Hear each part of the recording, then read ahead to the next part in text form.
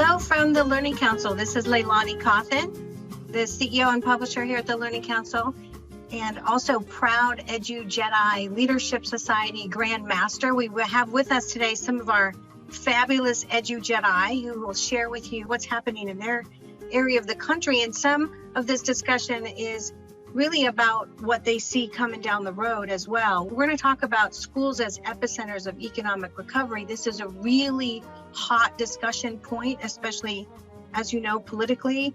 This country has been losing jobs at a record pace, and it will have a lot more pressure as we come around through summer into fall. What can be done by schools, not only to help with economic recovery, but also their posture in terms of preparing students for the future of work. So I have with us today Dr. Barbara Nesbitt from the School District of Pickens County, South Carolina, one of our very best friends in that area of the country, and Dr. Keith Osburn, who I've known for a really long time, and I consider one of the intellectual giants of this industry from Georgia Department of Education, and Dr. Travis Taylor, who's from Little Rock School District, also a very good friend and an amazing idealist in terms of what education can and should be doing. So we're going to talk a little bit today, again, about what schools are doing as centers of recovery and really just share with each other. I have with us today as well Mike Didaris. He's going to share with us from K12, first off, what they're doing and what's happening with them in this particular topical area. Then I will come back to the top concerns in economic recovery and what that really means for schools, and then throw out the key questions for our panelists, which will be more softball questions. I don't want to freak them out in terms of what they see and what they have the future in mind as. So Mike, I'm going to take you off of mute and introduce yourself. Hello, everyone. My name is Mike Didaris. I'm the Senior Director of Career Readiness Education at K12 and the founding principal at HFM PTech in New York State. Just a little bit of my background. I've been with K12 about a year and a half now. Before K12, I was the founding principal at PTech, which stands for Pathways in Technology, Early College High School. We were a model for secondary education that aims to look and function more like a hybrid between high school, college, and the workplace. It's a 4 to 6 year sequence for high school students that emphasizes individualized pathways to completion, workplace experiences, mentorship, in-depth, authentic, project-based learning, it's a mouthful, and real-world experiences. Not only that, our students were, in the eyes of New York State, all checked some sort of box about being at risk. And based on the New York State Department of Education standards, 100% of our students were free and reduced lunch, and 21% IEP and 24% 504 plan. So our students were essentially called the students that were not necessarily ready to make it. Those students, when put into a new let's call it a new educational scenario, situation, we changed to behavior economics. And these students outperformed in New York State in every measurable category. 2017, our students achieved a 92% college course pass rate. And we outperformed their traditional college student colleagues in almost every single way. Our students were named to the College Honor Society, which required 3.5 GPA with a full-time course load. And this is while they're doing their high school as well. And our students have gone on to top universities in New York, such as RIT or College of St. Rose, Siena, SUNY Albany, Houghton. So the reason I'm sharing this is because, one, my background is very appropriate in today's discussion about what schools are going to be doing to help rebuild the economy, because my school at PTech before coming to K12 was a driver of economic reform in upstate New York. We're talking upstate, we're not talking New York City, so very rural, very poor part of New York State. So essentially, and I have a feeling I'm speaking to the choir here, but our students, as we know them, the current student body in high school and middle school, are new. They have a different perspective than we had when we were in school, right there. These students are change makers. They want to do something and they want to make an impact, whether it's with the environment, whether it's with the social, economic, or emotional good of our community. They want to be a part of that. They're digital natives, right? We've heard that word, but our students, They have never known a life without the cell phone, without the internet. And according to this data here, they're multitasking on several screens up to and over 10 hours a day. Hopefully not my children, but during COVID, I would say they probably are. And these students want to make a difference. They're entrepreneurial and they're independent. However, what we are seeing is they're extremely adept at technology. But where they're gaining in technology, we're losing a little bit in those professional skills. And my work with PTech has shown that our employers are saying, yes, they're coming with these great content level skills, but man, these what they used to call the soft skills, we're calling them professional skills, we're lacking. And what are we doing in the schools to help drive this initiative? So not only is our student body changing, work as we know it is changing, right? Most of the jobs that our students are going to be going into are being formed or currently not even existing yet. There's a thing called the new economy, and we have the new collar jobs, which don't necessarily require a student to have a 4-year college degree or a liberal arts degree like I needed when I went to school in the 90s. So there's this gig economy, right? There's this entrepreneurial spirit that you need understanding and a great deal of skill, but not necessarily that degree. We're moving towards certification and badging and different ways to represent and show our skills. So these stats, and I won't read them to you, but those stats that we were seeing just show the amount of debt that our college students are leaving college with. 1.5 trillion, I believe, which is more than credit card debt, I believe. And we're saying that only 27% of college graduates work in a field related to their major. We still have a high school dropout rate of 6.1%, and only 50+%, and I believe that number is high, of students are actually graduates are still unemployed and have a job that doesn't require a degree. So our college pathway is not necessarily enforcing our workforce. So what we're doing here at Destinations Career Academy is we're re-envisioning the career readiness. We even changed the traditional CTE name, Career and Technical Education, and God forbid we call it VOTEC anymore, please. We're changing the name and the assumption about career readiness, and we believe that authentic, hands-on project-based learning, using platforms online like we're doing right now to deliver and collaborate is key. Our content is being driven by real-world trends. When I say real world, I mean authentic business partnerships. And we're preparing students for the 21st century career that may not even be invented yet. So we are not abandoning the traditional aspect of CTE, but we're growing it to meet the new demands of our economy, which means listening to our employers and allowing our teachers to do what they're artful at, which is being creative with the instruction, not just being the ones that hold the content and deliver the content anymore. So I thank you for inviting me. I'm really looking forward to listening in. And I invite anyone who's interested to learn a little bit more about the Destinations Career Academy and in re-envisioning career readiness education and the evolution of career readiness education. And I also invite you to take part in some of our summer resources that we've offered out there, one in light of this COVID response to help families who are staying at home and camps are being canceled. We're actually offering some free courses, career readiness courses in IT, health sciences, and business, where you could actually jump on and take a free course and earn some high school credit. And my favorite, we are offering some summer camps, which the response has been amazing to, as you can imagine, as sports camps and other camps, face-to-face camps are being canceled.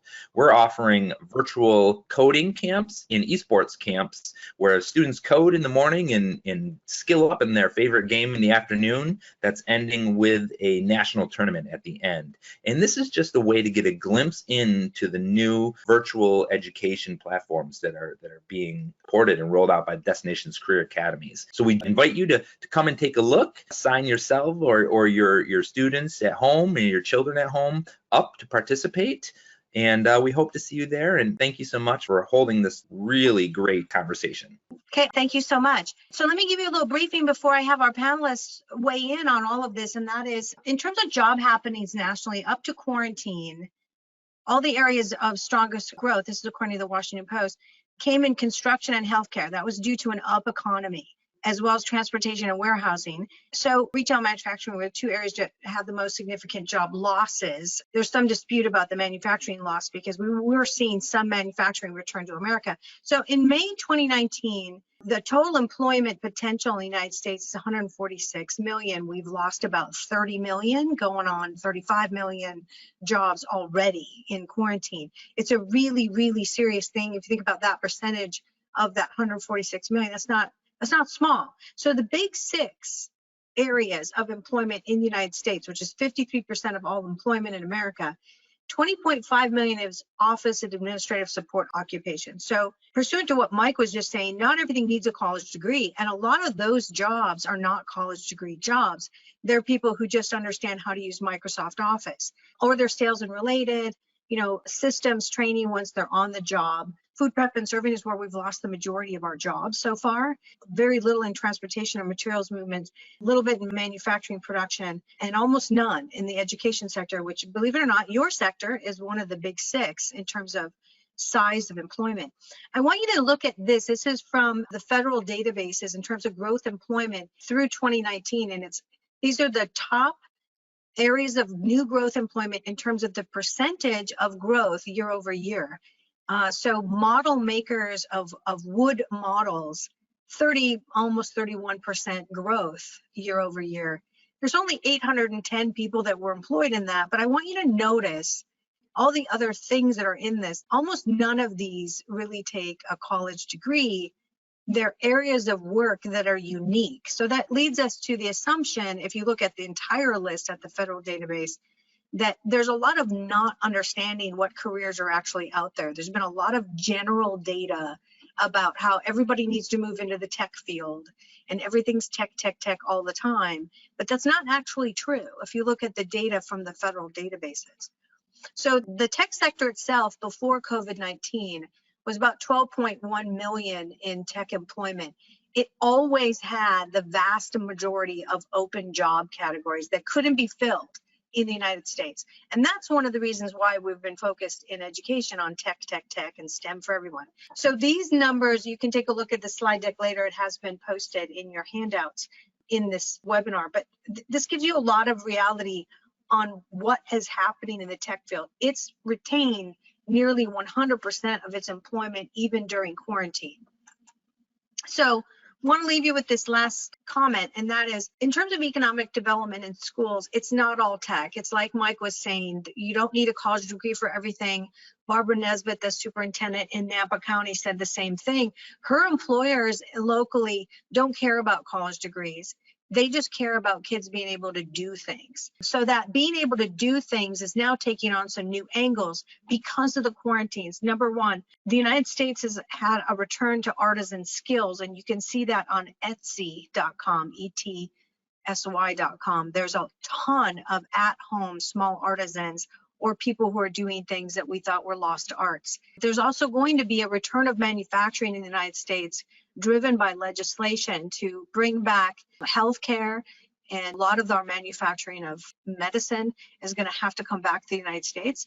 And then a balance is what's going to be needed between what you're teaching kids that are social emotional skills for those management jobs, which, remember, that's a huge portion of the jobs in America. It's not necessarily just the ability to code, it's the ability to run the coders and manage them to get a product, and also arts and services. So the do list on that side is, you should know what your students' aptitudes are and what their interests are. We see a huge upsurge in that over the summer, maybe prior to summer, asking kids what they want and need, and then team up courses for them to do that over the summer, like Mike was talking about. And then assess your local industry. Quite a few districts have expressed to us that they are working closely, like St. Vrain in Colorado, working closely with IBM right there to make sure their kids graduate so they can go directly into jobs. And then help students envision any job as remote work, because that's the way it is in quarantine. A tremendous number of jobs are still operational in America. It's one of the great positives underlying everything. There's a huge number of people like us today that are still working from home, and also to think globally. You could be an American citizen freshly out of high school and be employed by a foreign nation doing some sort of work online, translation, whatever, but you don't have to just work for some local company. And then on the tech competitiveness side, as schools, what we want you to think with is, how do you win in your local area through your graduates, remote jobs? And how do you win new business creation? How do you win businesses who want to relocate for tax structure purposes or whatever? How do you do that? And then, of course, the emphasis is our STREAM, robotics, AI, AR, VR, especially also graphic designs, video editing and production, coding, anything having to do with data analytics can be trained even in high school. And then you should start up esports. I think that's a really wise thing to do. So turning back to our three illustrious panelists, Dr. Nesbitt, I'm going to have you go first and just answer for me kind of what are the thoughts? First of all, what has gone on in your district? And then what are your thoughts for helping students be able to graduate, work ready, or even the community? Well, one of the focus areas that we have here in the school district of Pickens County is a focus on work apprenticeships, job shadowing, and some real life experience in high school. And so we actually have a work facilitator who works closely with our area businesses to ensure that all of our students, which is our goal, have some experience before they leave high school in the real world and the real job. And for us, it's kind of defined as at least 100 hours, which doesn't seem like a lot, but it's a minimum for our students to have some kind of job shadowing or real world work experience. And one of the things that we do here in our district is we actually model that by hiring 200 students every year in student-based work learning.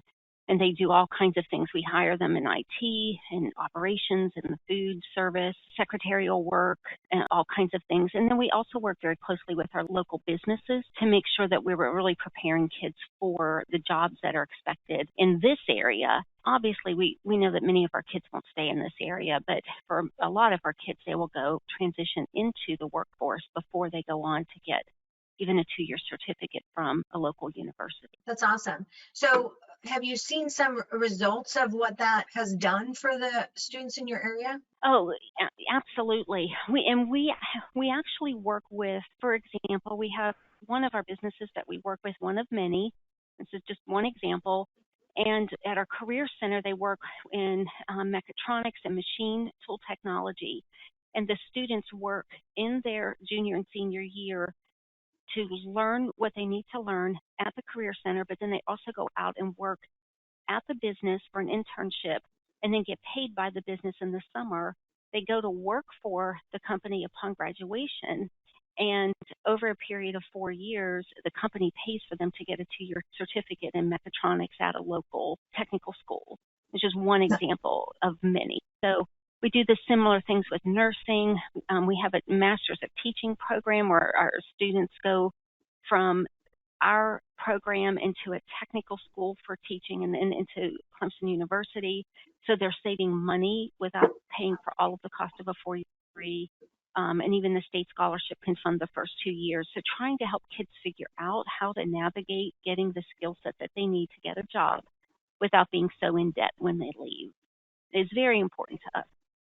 That's awesome. It's very heartwarming to hear educators in the K-12 sector talk about their worry about the debt incurred by students. And I'm hearing more and more of them say that. So thank you very much, Dr. Nesbitt. Keith, can you speak to what's happening for you, but also the philosophy in your state? Because you're speaking from a fairly lofty position up there in the Georgia DOE. Can you share with us those things? I can. So first off, to Leilani and your team, thank you so much. I think it's very important, first and foremost, that we have this conversation on a national level. And so, I've been looking through the panelists and seeing that we have just a multitude of states. We're all in this together. And while everybody can say that we have something that's very unique about our state, so Barbara is a very near and dear friend of mine, and she and her family and my family are, right? We know one another simply because we've been in this industry forever.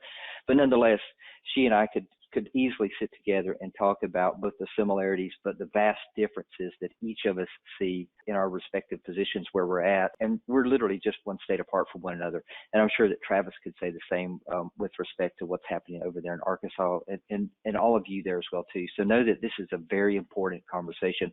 And I thank you very much so, Leilani, for pulling us together, because we need to have this conversation and many. And I'm happy to talk about this, everybody, but I'll give you some context here because this is important for Georgia. It's important for every one of your states. But But know that this is something that we really are spending a lot of time talking about for a couple of reasons. But first, some context. So Georgia has about 10.7 million people, and here's the context that you need to know. 26% of those 10.7 million people, they live outside of urban areas. And so in essence, what you need to take from that is that there really is two very distinct populations, in essence, that we really have to look through, two separate lenses. 76%, now think about this, 76% of the 159 counties that we have in Georgia are considered rural. And whenever it comes to job, our agricultural areas, they generate about $74 billion a year. That's 1 in 7 jobs. And so now think about this from that respect, is that we really have to look at this and we have to answer this conversation through two distinct lenses. And that is that we have to look at it from an urban standpoint, and then we have to look at it from a rural standpoint. Why is that? Well, certainly whenever we talk about urban, and you heard both Mike and you heard Leilani talk about this, when we think about urban, we're really considering those non-agricultural jobs. This is where trade and this is commerce, and this is where the provisioning of services comes from. Rural areas, by and far, that is going to be very much an agricultural base. Now, the next context to know is that, so we've got 1.7 million children in Georgia, and here's the dynamic that you need to be aware of. 46% of them are in our elementary schools. So nearly half of our children are still very, very young. And so now you have some context, and so we can begin to have some discussions about this. Georgia is very proud of the fact that we are considered to be one of the top states in the nation to come and do business with, to start a business. We are very, very proud of that. And to that effect, in February of this year, our unemployment rate was 3.1. Now, that was one of the lowest in the nation. Now, you can only imagine what it would be today. I couldn't even tell you what it is today, because it's just changing dramatically by the day, simply because of the situation that we have within society. Now, going back to something that Mike said earlier here, and this is where it really gets to be very important, is that you and I, we all know there's a direct relationship, right? A direct relationship between economic growth of a state and the skills of its workforce. And where do those skills come from? Well, certainly they're going to come from our state's schools. And so as a result of that, now you see that fundamentally this is so important, not just to us as educators, but to everybody that works for a state. And that goes all the way from the governor all the way down to our teachers, and the impact that we then have with the conversations related to parents in respect of what's happening with their children. And so now you see that this kind of sets the context of those types of things. And so I certainly am looking at it from the standpoint of the Department of Education, but in essence, we in Georgia are very much kind of an autonomous state, is allowing our districts to make some decisions on their own, and we use basically a contract by which they indicate to the Department of Ed how they're going to manage services and what goals they intend to meet and whatnot. And so we don't necessarily get directly involved at, say, the local level from that aspect, but what we do try to do is try to at least give them some research, which is obviously very difficult in this day and age because we're living in very unprecedented times, but at least to give them some wherewithal to begin to think about how they may be able to address some of these. The second aspect that I'll just very, very briefly talk about is that one of the programs that falls up under my department is our Georgia Virtual School. It's one of the larger virtual schools of Georgia, of the nation. And what we are is a supplemental program. And so now this is where it really gets interesting, because what we can do is through the equity lens, begin to look into districts and say what type of impact is this having. And if we see that there are specific needs of districts not being able to supply a teacher, or maybe there's not a particular pathway that is growing in strength, definitely Georgia is becoming one of those film-ready states. And I'm sure many of you have heard about many of the things that are being filmed here. And so as we begin to grow those populations of workers, Georgia Virtual in and of itself stands and prepares to provide services to help those districts in those areas of our state be able to further imbibe the workforce through aspects of education related to that. And the last thing that I'll add, just because I want to emphasize something that both Mike and Leilani said, is that, how important are these skills? So in the state of Georgia, we know that our graduation rate is 81%. So here's something neat, however, whenever we have children that complete what we call a CTAE pathway, that value goes from 81% to 96%. So there's a real need for us to ensure that children have access to these varieties of skills that enable them, obviously, to better ensure that they're going to first and foremost graduate from high school, but then be able to matriculate onto something at either higher ed, directly into the workforce, or say the military from that aspect. And I'll pause for there. Leilani said that we'll let Travis talk some. Yeah, and then we'll come back around with another question posed back to you and additional comments I'd like to hear from you. Dr. Taylor, you and I have had some really fantastic conversations about unwrapping, because we're all in quarantine, it's given us some time to think. And the direction we could be going with learning right now could go pretty deep in terms of where we could be going. You know, like, why are we doing it this way? There's a lot of that sort of moment happening. So go ahead and share what you see happening and what questions have sort of percolated up. Okay, first, thank you for inviting me to this forum. I think this is a very rich, deep conversation. So actually, we just got off a call. We've been talking with tech coordinators, and we were looking at we're going over the CARES Act and the different funds that are coming into the district. And so into our districts. And so what we've been looking at, the thing that has really shifted us and made us really think about is how we view time in education, how we're going to actually look at time differently, because we've had this real structured view of time, of course, because we've had schedules, you had your schedules, the semesters and so forth. But now that we're not in school, and there's a possibility that we're not going to start school the normal way that we've always been used to, we're having to take a look at, how are we going to adjust the learning to address these new dynamics of what's changing in time. But, we're still having to look at all of the other issues that we were facing prior to COVID. For instance, one of the big things, as we were mentioning in Georgia, we are vastly a rural state as well. And so our state has really been diligently looking at how we're going to address the needs of a connection in a lot of the rural areas, not just for education, because as you say, because as things are changing and we're not going back into the office areas anymore, and it looks as though we're working remotely more often. This is changing how we're addressing the employment situation, because we know now they're saying that a lot of people are not going to go back to the office when we continue in the fall. That there are a lot of people there. In fact, it's affecting the retail market because there are a lot of buildings that companies are just not going to continue to keep because they're not bringing the employees back in.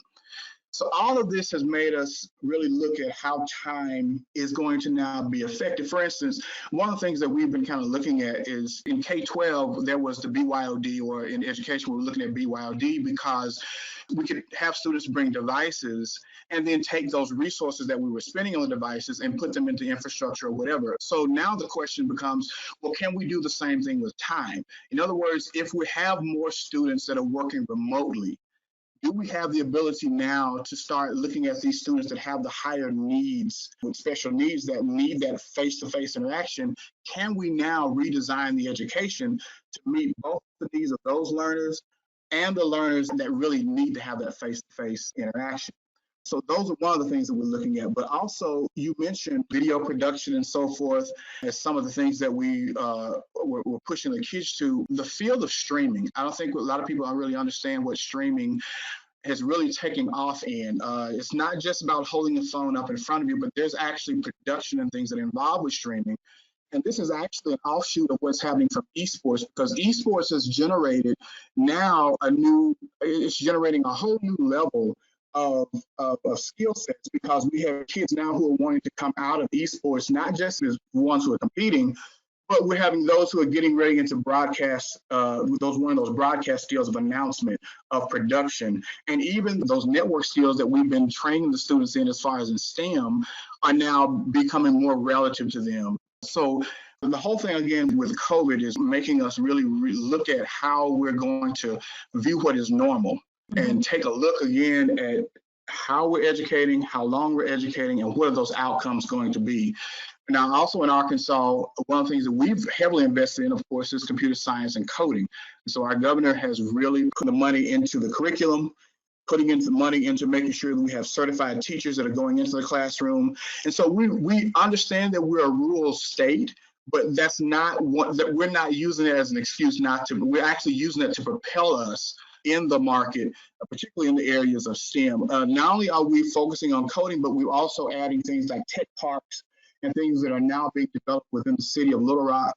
So there is really a major just a spirit of entrepreneurship and how we're going to blend this with education and bringing all that together in the state of Arkansas.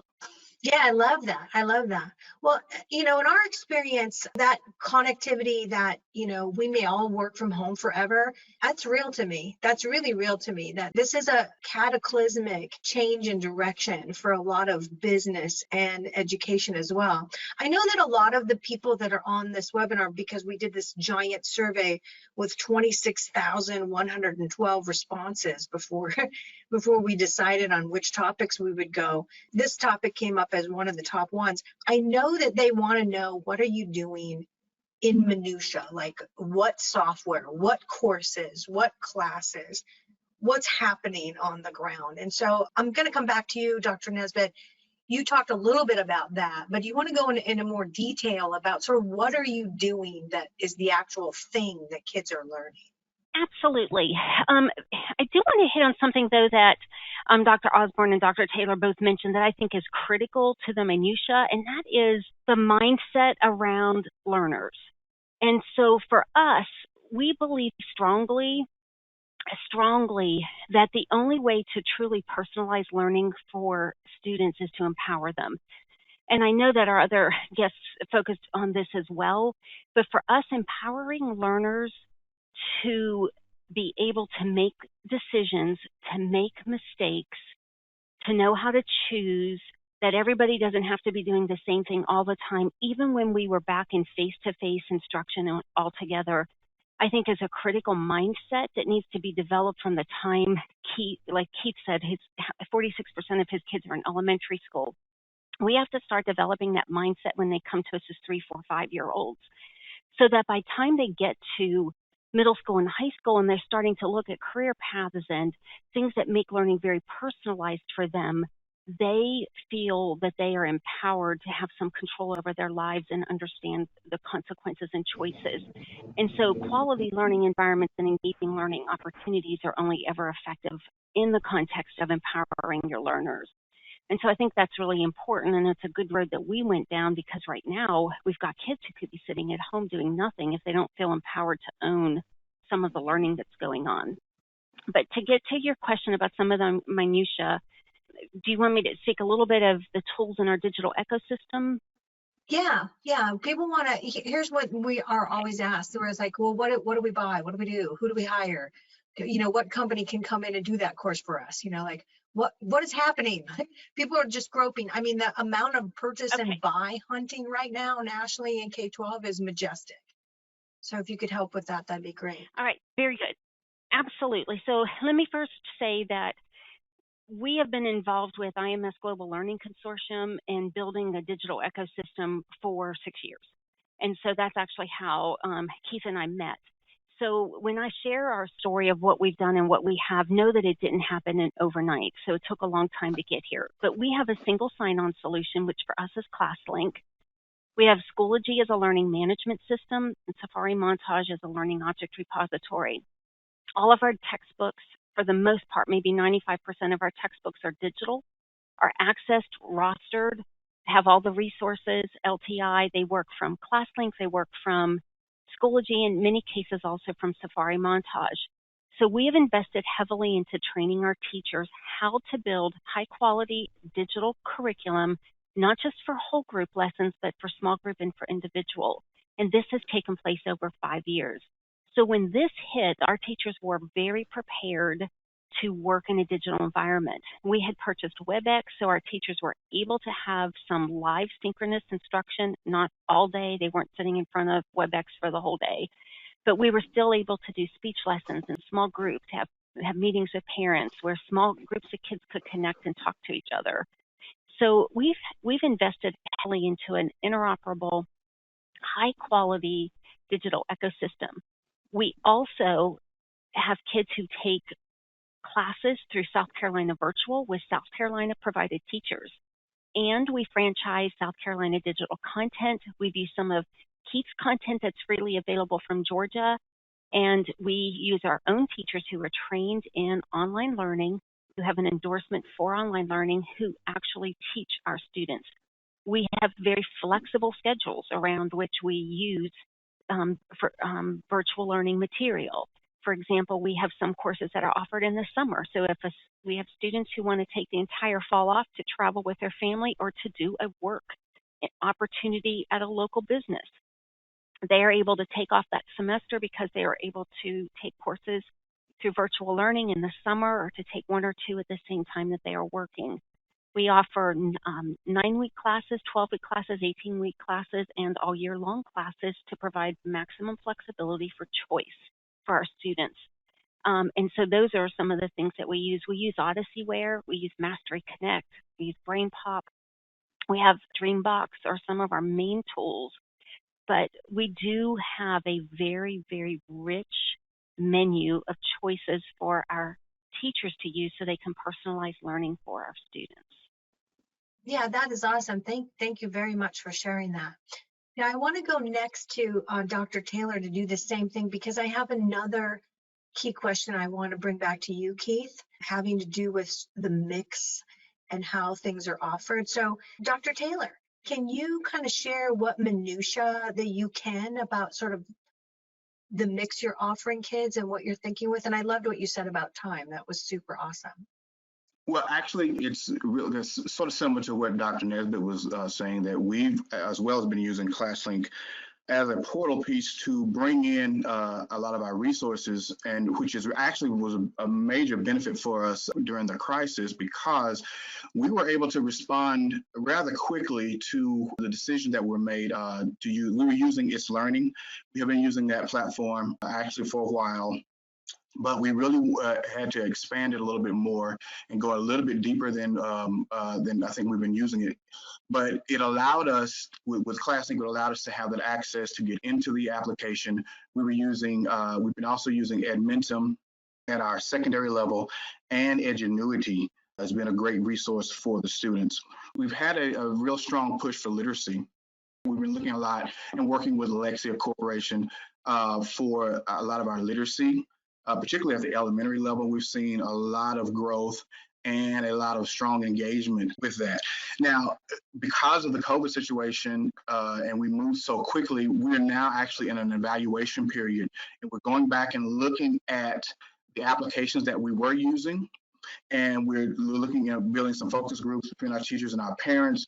And we're going to look at, going forward, how are we going to continue this? Because our goal is to really look at how we're going to continue this blended model going forward, so that in case of another shutdown or whatever, that pivoting or being able to use that more often is not a problem. That is become part of our culture, and it's just what we do. I also was thinking that, we've also been looking at the community of inquiry framework, where that actually deals with particular things like social presence, teaching presence, teacher presence, and cognitive presence in the students, where we can develop those self-directed skills in the students. I think a lot of times with self-directed learning, when you're dealing particularly in K12 and go to a lot of these conferences, you hear these terms, and we immediately try to go and do these things in the classroom without understanding the concepts behind them. But self-directed learning is something that students have to be guided into. And I was referring to this earlier. It's kind of almost like when you're teaching them how to ride bicycles. You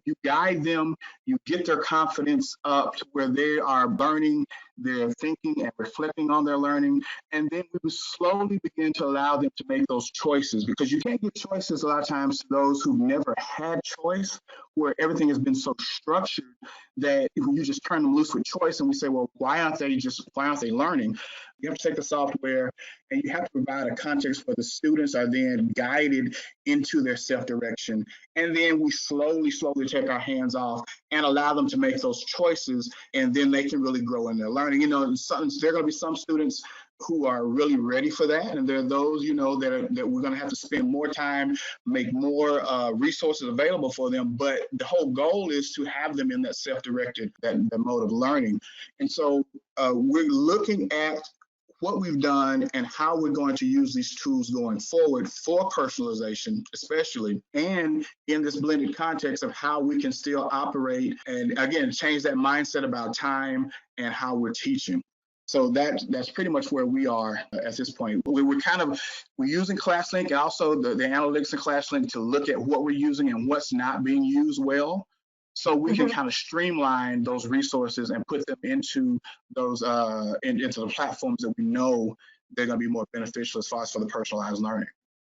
Yeah, I love that. And I love the fact that also Dr. Nesbitt talked about you got to start young, because the older kids may be at the point now where you throw them in there and go learn something all along yourself, and they can't do it because they're used to be told to do everything. You know, they can't, they're not autonomous, and that's a problem for the workforce too. But okay, so thank you so much for that, Dr. Taylor. Keith, I want to come back to you with this one statement so that you can sort of think with it, because I know that you're really capable of fluidity of mind on like where things are really going to go. So we talked even before we started recording today about a survey, 40% of American families maybe looking to get out, like they're not coming back and they're going to homeschool or they're going to go to a virtual school or whatever, which causes me to believe that when you look at these patterns schools make and states make for virtual learning, you're making a pattern on things that you have or things that you build. And sometimes you plug in some outside things. So courses from some other platform or company or software from some other company that's actually teaching math, like Barbara, you mentioned Dreambox. But what if the state goes in the direction of disassociating from what is used to doing the planning on behalf of families and students? Have you thought about that? Is that maybe something that might help with economic development and the gain back of seats? What are you thinking with in terms of that question of the role and responsibility in terms of disassociating yourself only from what you have into the capacity and capability of planning? So, yeah, that is a great question, Leilani, and I might, she picked me, everybody, because she knows that what she meant to say was that I'm one of those people that can talk extemporaneously. And so to that point, we do, all joking aside, we think and we talk a lot about that. I'll go, let me kind of echo what Leilani is saying and possibly why she picked me from Georgia to talk about this is that specifically with our Georgia virtual school, we buy no outside content at all. We build our own. Georgia is one of the 22 Go Open states. And so specifically you heard that Barbara said that even in her district, she uses some of our course materials. And that is because we OER everything that we do, simply because, the charge of Georgia Virtual School early on was to say that we were going to be a supplemental district. And in order to do that and be able to say that we're robust and we provide the rigor that's necessary, we had to ensure that we would cover all of the standards in Georgia, what we call our Georgia Standards of Excellence.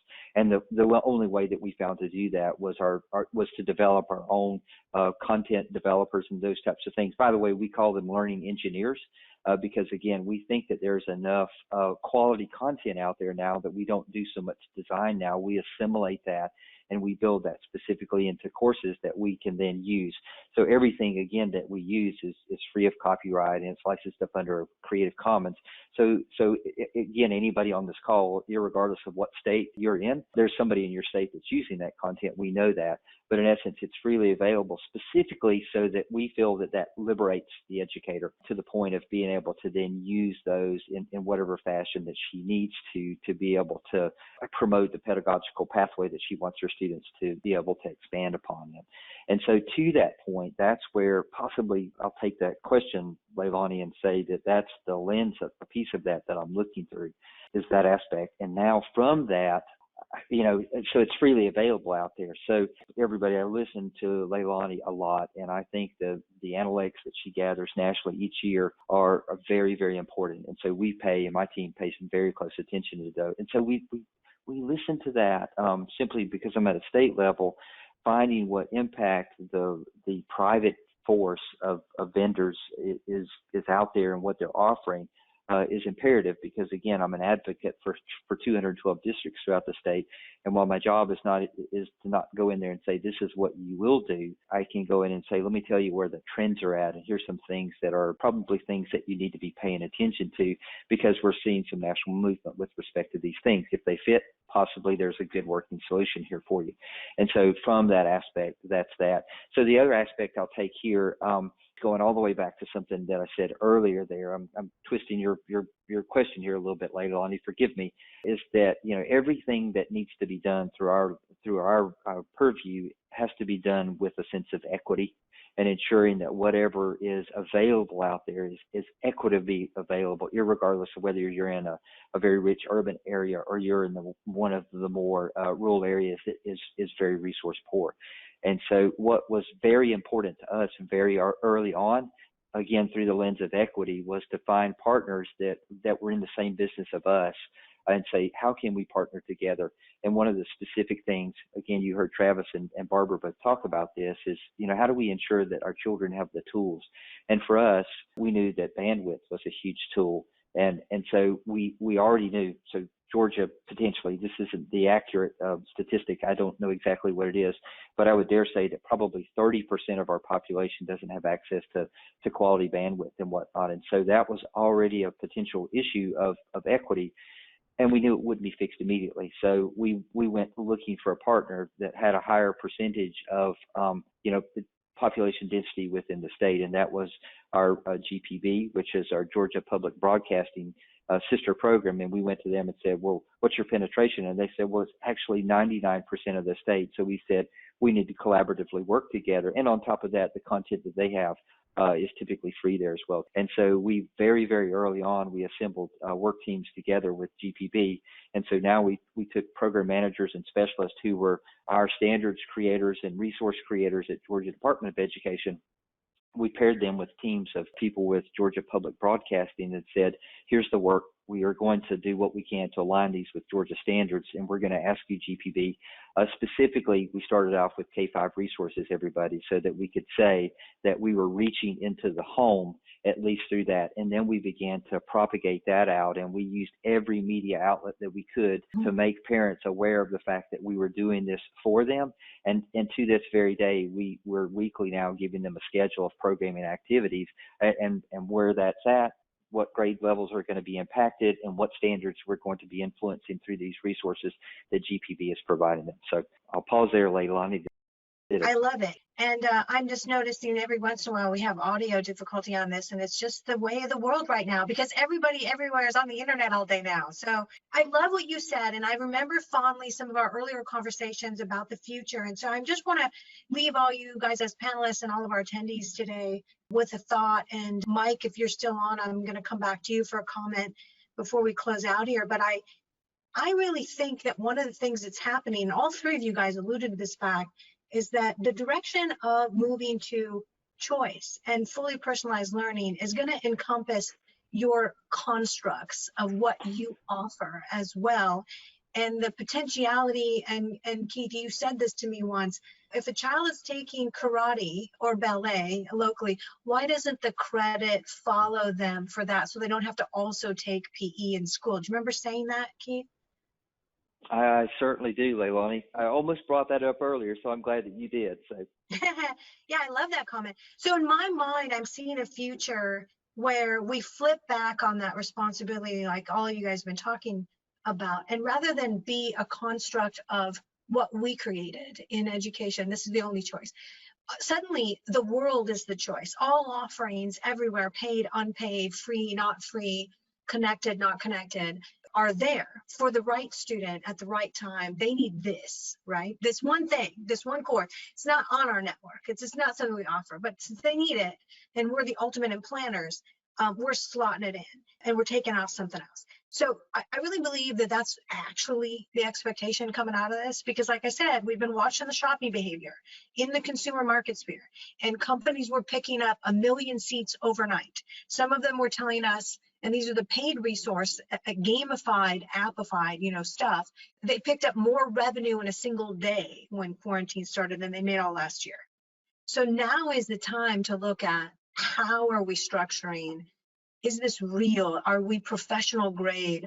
Have we incorporated pathway structure that allows us to mutate for every individual child? I think we're looking at that future now, faster than I ever thought it was going to come. So I would appeal to all of you guys to think about that.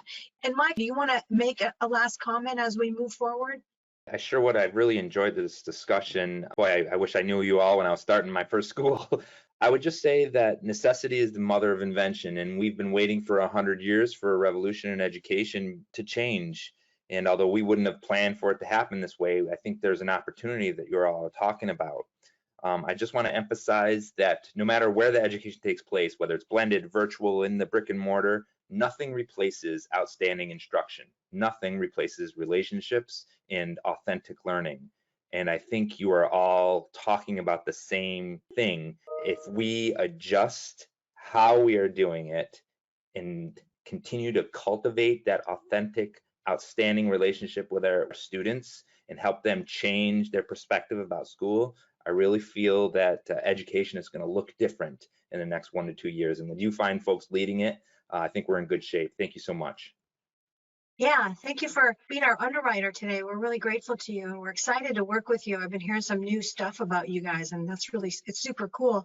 So I want to also thank Dr. Barbara Nesbitt, Dr. Keith Osburn, Dr. Travis Taylor, and I want to tell everybody that's on the call today that I'm guilty of putting my 3 favorite intellectuals, Barbara for her digital ecosystem construct. She's been one of the leaders in this for a really long time. It's just brilliant. It's just amazingly brilliant and proactive. And Dr. Osburn, he and I could sit and intellectualize for probably like 15 hours straight and never get bored. Love his mind and how he thinks. And Dr. Taylor, you're just amazing with your viewpoint. And I know you've done so much for kids in your area. I want to invite everybody to also join us for tomorrow's and Thursday's webinars, The World After Quarantine. We're going to take a stab at how people define for real hybrid learning. And then what are the continuing cautions? That's the last one. And then we're starting up again after another big survey. We had 18,000 respondents to that one. What they want to hear nationally as schools and districts is these topics, coming up with another tour. We're doing our best as Learning Council and Edu Jedi to help all of you sort of struggle through the thinking patterns that you need to have right now, and what products and who do you partner with and who do you trust and who knows what's going on in these fields. So you had the opportunity to hear today from 3 of the best. So we'll see you next time. Thank you everyone for joining us. This has been Leilani Coffin with the Learning Council and our illustrious panelists, and we look forward to having you on another webinar in the near future.